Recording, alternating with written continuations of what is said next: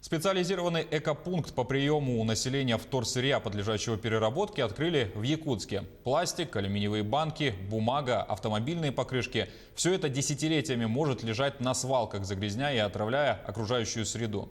А может пойти в переработку и стать основой для новых, нужных и полезных вещей. О работе экопункта сюжет Александра Хавренко. Размеры мусорных полигонов в Российской Федерации составляют 4 миллиона гектаров, что примерно сопоставимо с площадью Дании и Нидерландов. Поэтому вопрос сортировки вторсырья и его переработки сейчас как никогда актуальный. В Якутске это можно сделать, оставив мусор в специальных контейнерах, расположенных на территории магазина «Юником». Мусор тут собирается в отдельные контейнеры, сортируется и отправляется на переработку.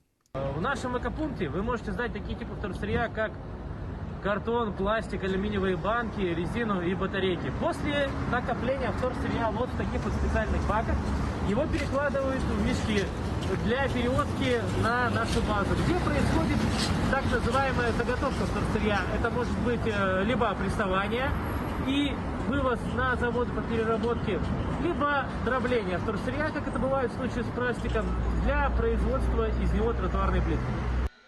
Перед отправкой мусора в экопункт необходимо провести подготовку. Сполоснуть тару, очистить ее от этикеток и смять.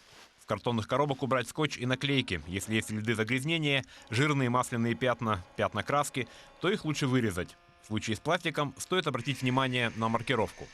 С виду вроде бы две очень похожие упаковки. Одна подлежит переработке в нашем случае, вторая нет. Поэтому я бы призвал жителей города Якутска перед покупкой проверять упаковку и выбирать в первую очередь ту, которую можно переработать. Контейнеры для вторсырья находятся на территории магазина «Юником» по адресу Вилийский тракт, 3 километр, 1/4. Прием осуществляется круглосуточно и, что особо важно в нынешней ситуации, бесконтактно.